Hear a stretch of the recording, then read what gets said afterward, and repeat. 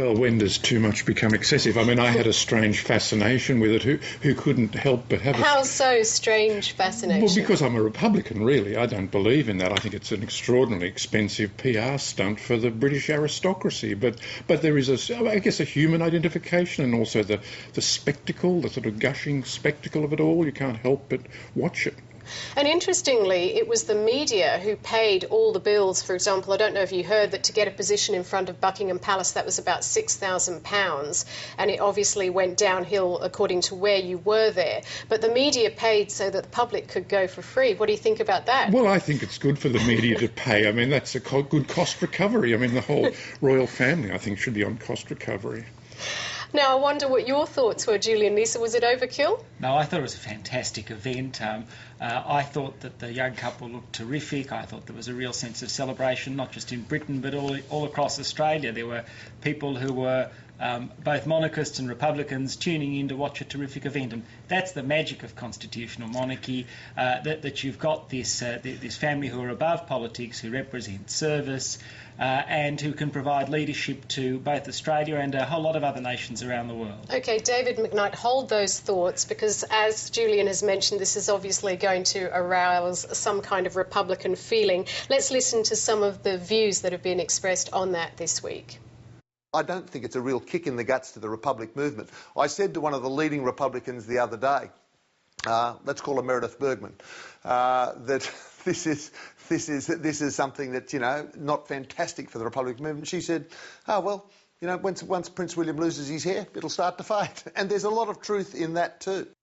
The polls have been trending down. If you look at the trends from the time of the referendum, they've gone down to the low 40s, and that's just support for a vague, undefined republic. Once you get a model, of course, that splits, and strong support is now down generally at 25%, but the really fascinating feature is it remains a bell-shaped curve.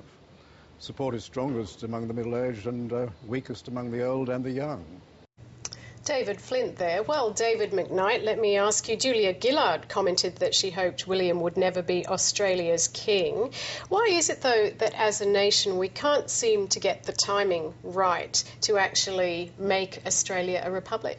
Well, I guess that's politics, really. I mean, Australia is split over whether we should elect a head of state or whether we should have, I think, a better option, which is Parliament jointly and unanimously decide who should be our head of state. And I mean, while that split goes on, you still have a lot of people favouring a republic, but they are divided on how we should get to that point. So you're basically saying that not enough people believe that Australia should be a republic?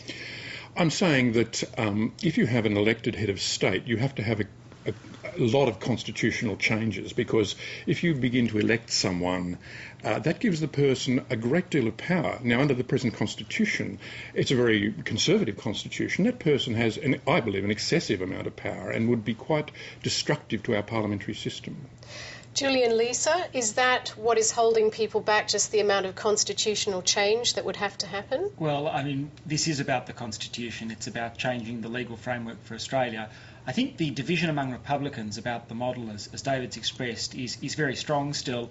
And there hasn't been any real work among the Republican movement to develop consensus around a model since the 1999 referendum. So people can say they want a republic, but it's which model, and I think it's up to Republicans to develop a consensus before this goes forward again. I can't see it happening anytime soon. A lot of Republicans want a republic because of the issue of identity. They say it'll set Australia on its own path. But aren't there a lot of other identity issues we have to deal with before perhaps what some might regard as a window dressing exercise? I think it is, to some degree, window dressing. I mean, I'm a Republican, but I don't think it's the most important issue. It's not top of your list. It's not top of my list. And, I mean, there are issues about identity, about Australia as a former colony, settled in a country not our own. That is a big issue, as everyone realises. Much more important in many ways than a republic. So we're going to have later this year, or in the next couple of years a referendum on whether we should have some acknowledgement of Indigenous people in the Constitution, whether we should acknowledge local government. These seem to be the constitutional issues at the moment, and the Republic issue really seems to have died because it's lost the momentum because there's no model that people are united behind. Do you think Australia will be a republic in your lifetime? I actually doubt it, because I think that people... the wonderful thing about the monarchy is its ability to reinvent itself, and we saw a partial reinvention last night, and I don't see that the Republicans will be able to heal those divisions. OK, well, let's move on. The rooftop protest at Villawood continues.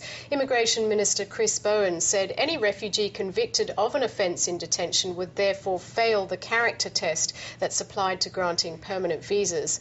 Realistically, Julian Leeser, what can the Immigration Minister do? Well, the Immigration Minister can essentially refuse people visas on the basis of character grounds. Scott Morrison, I saw this week, has commented that the legislative changes are not needed, that he has the power to do this at the moment. But really, the tension that's been going on in our detention centres, both on the mainland and in Christmas Island, is because they are overcrowded, and that's because the government's migration policies failed. I think the biggest issue in the migration debate this week has actually been Jose Ramos Horta's rejection of the East Timor processing facility. He was the main supporter, or the person with the most open mind there. And I think that's been a significant development, because I think the government really needs to review that aspect of the policy most urgently. Can I ask you, David McKnight, do you agree with the point that with the Timor option being off the table, it does seem that Labor is somehow hamstrung? I mean, how is it going to get out of this problem? The centres are overcrowded. What do you do? Well, the centres are overcrowded, so you make them less crowded. The visa processing takes a long time, so you speed it up. You put more resources there. And the government says they've been doing that. Well, you have. Well, though this problem looms very, very large in the minds of some people, because it's sort of symbolic and a magnet for all kinds of atavistic feelings. I mean, there are simple policy things you can do. You put more resources. I mean, the hunger strikes, the lip sewing, the madness, the psychiatric illness, all of that needs attention and can be given attention and can work.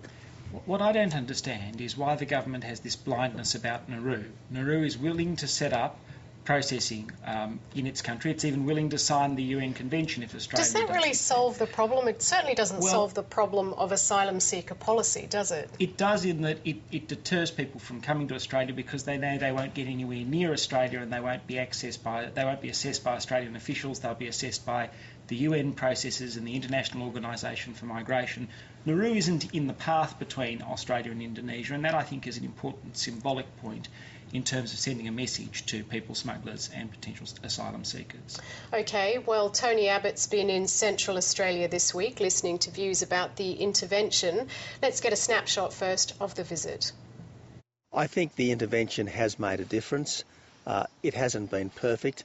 Nothing is perfect, but it has made a difference, and I think the challenge now is to build on that, to try to see if we can extend the intervention to Alice Springs and the other major centres of the Territory, so that we ensure that everywhere in the Territory the kids go to school, the adults go to work, and the ordinary law of the land is observed.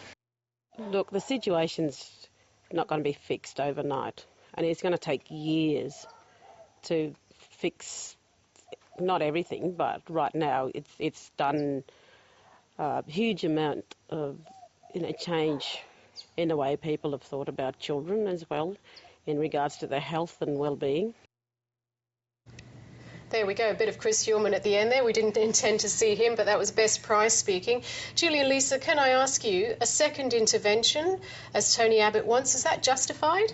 Well, according to Tony Abbott, there's been increases of violence in the various towns like Alice Springs.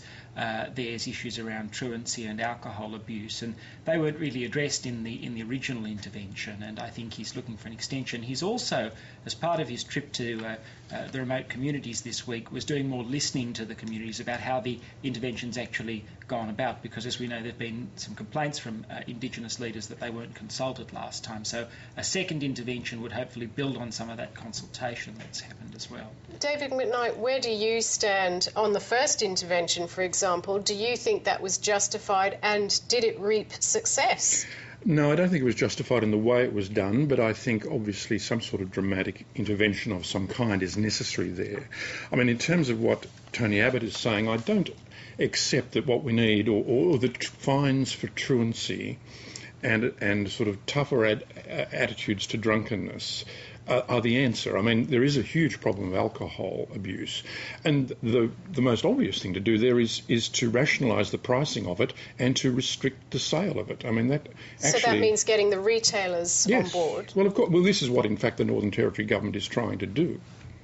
I think one of the reasons that the intervention needed to be extended was that people were going from the remote communities to the towns to purchase alcohol. And I think if you're going to have a sort of dry community, you almost need a dry territory. And I think that's the sort of direction that Tony Abbott's pushing towards. Is alcohol a symptom of the problem or a cause of the problem? I think it's a cause. I mean, if you see people getting drunk, there's a lot of domestic violence that happens as a result of the drunkenness and sexual abuse that occurs, and that leads to truancy. I think it's had a really negative impact on those communities. Best Price has called for a review, but haven't we had enough reviews? Just quickly, David McKnight. Everybody calls for a review. I guess, in the best of all worlds, you try and get the evidence, find out what's worked, and so on. And in that sense, it's a good idea. But I do think there's a resistance to restricting alcohol because we believe in free trade and all that sort of thing. I think that's one thing that does seem positive.